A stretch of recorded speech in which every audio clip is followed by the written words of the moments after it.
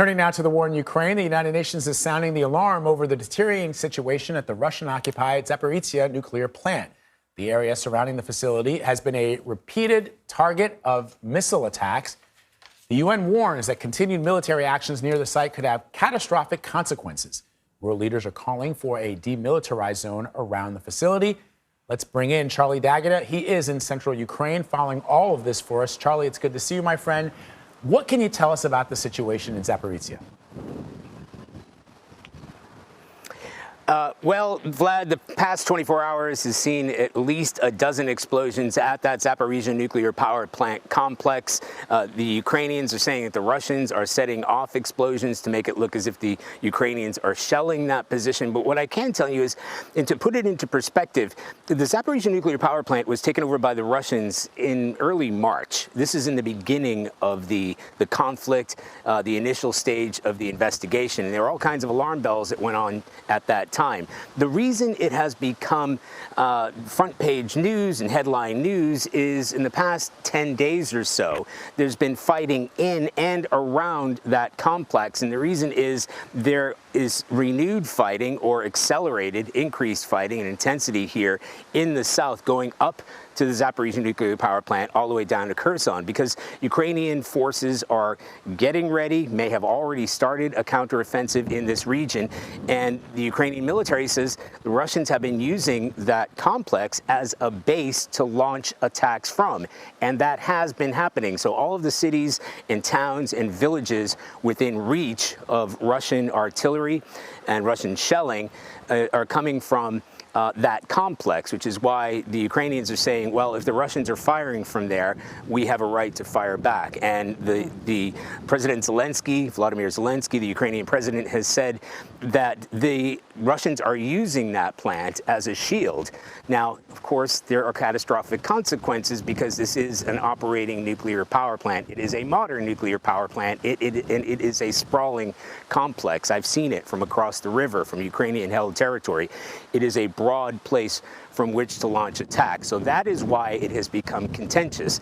Yes, as you said, the UN, the G7 are calling for a demilitarized zone. The Russians are saying we will allow inspectors into that plant once the fighting stops, but there is no intention whatsoever of taking or giving that plant over or making a demilitarized zone because, frankly, they own that territory, not only that territory, but all the territory around it. So speaking of territory that the Russians own, if you will, earlier this week we heard about explosions that were reported at a Russian airbase in Crimea.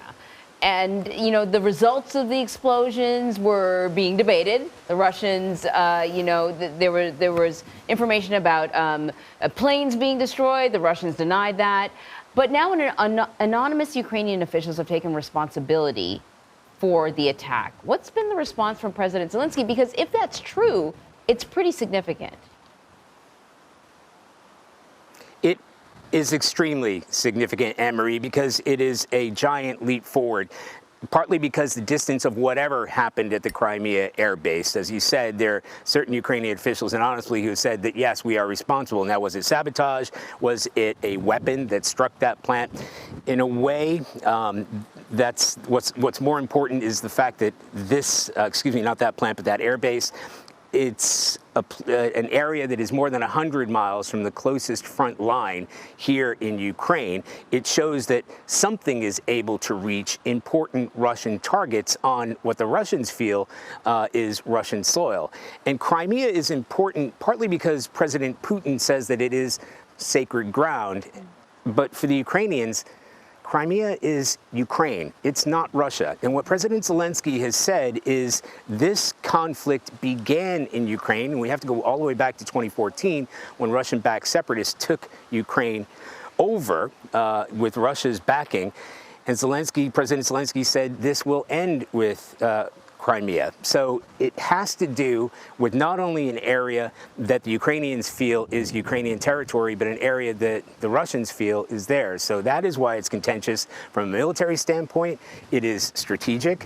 What President Zelensky said is that a number of aircraft were destroyed. The Russians are saying it was probably an accident and an ammunition dump, but you may have seen some of the satellite images. We've seen some of the satellite images. It shows craters, which suggests incoming missiles, not necessarily explosions that happen, but a number of aircraft were destroyed. So in a way, the Ukrainian government can't really call it a victory because it would suggest that they have taken that massive step forward, a huge provocation, a huge escalation in this conflict, taking out an air base or targeting an air base in what the Russians are considering Russian soil, but it also, in terms of symbolically, what this means in this conflict. And so, and Charlie, before we let you go, what are the latest developments in the efforts to get those shipments of corn and grain out of Ukraine? Yes, well, if there is a silver lining to the dark cloud here in Ukraine. We've just come back from Odessa a couple of days ago. We saw the resumption of some of these cargo ships that have been heading out. There have been more than a dozen or so cargo ships that were stuck in port. There were about 16 that were there. They've headed to different regions in Turkey, Lebanon, and other parts. But what's really important here is the UN are saying that one of these grain ships, one of these cargo ships, is headed where it is needed most, and that's to Ethiopia. So this is a UN-chartered grain cargo ship that will be moving from these ports to parts of Africa where it's needed. So at the moment, it's tenuous, but those cargo ships are moving out. But there's something like 20 million tons of grain. We're talking corn, barley, cereals, food that need to move, not just from the ports, from the cargo ships that are stuck in port and need to move out, but from farms that we visited. And this is last year's harvest. All this needs to be moved out. This year's harvest needs to be pushed into those areas and moved out too while it's fresh and still valuable for these farmers. So yes, it's a step forward. It's a significant step forward, but there's a long way to go. Wow. Charlie D'Agata, thank you very much, Charlie.